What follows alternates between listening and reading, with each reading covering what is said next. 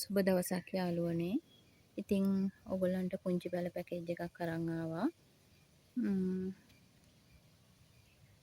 වර්ග 3කින් පැල 5ක්, රේන්බෝ පැල 3ක්, පින්ක් බර්ඩ් පැලයක්, අයම ස්වීට් ලෙනි පැලයක්. එතකොට අපි බලමු රේන්බෝ පැල 3. මේක අඟල් 2.5ක් විතර උසයි. මේක 3ක් විතර උසයි. මේක 4ක් විතර උසයි. මේ ඔක්කොම නිරෝගීව හැදුණු පැල. හොඳින් මුල් ඇදලා තියෙන පැල. එතකොට පින්ක් බර්ඩ් එක මේ තියෙන්නේ. එක පඳුරු ගහගෙන එන එකක්. මේ පින්ක් බර්ඩ් පැලේ. ඊට පස්සේ ස්වීට් ලෙනි එක මේ. ස්වීට් ලෙනි කියන්නේ ලා රෝස පාට මලක් එන නෙදර්ලන්ඩ් වර්ගයක්.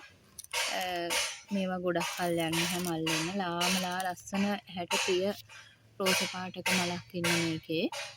ඒ පැලේ නම් ගොඩක් ලොකුයි. තව කොළයක් දෙකක් එනකොට ඒකේ නම් මල් එයි. ඉතින් මේවා ඔක්කොම නිරෝගීව වැඩුණු මුලින් මුල් ඇදුණු පැල. පේනවනේ. ඉතින් මේ පැල 3 ඔයාට රුපියල් 1500කට දෙන්න පුළුවන් මේ පැල 5. ඉතින් මේ පැල 5ට අනිත් අතට මේක මේ පුංචි පැල හදාගන්න පුළුවන් කෙනෙක් ගන්න.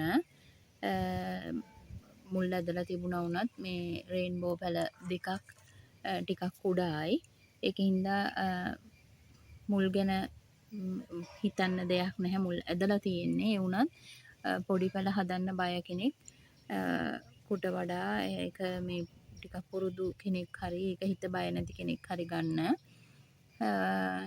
ඉතින් රුපියල් 1500ක මුදලකට ඔයාට මේක දෙන්න පුළුවන්. වවන්න ආසාවෙන් ඉන්න ඒත් මේ වෙලේ වැඩි මුදලක් යොදවන්න බැරි කෙනෙකුට මේක හොඳ අවස්ථාවක්.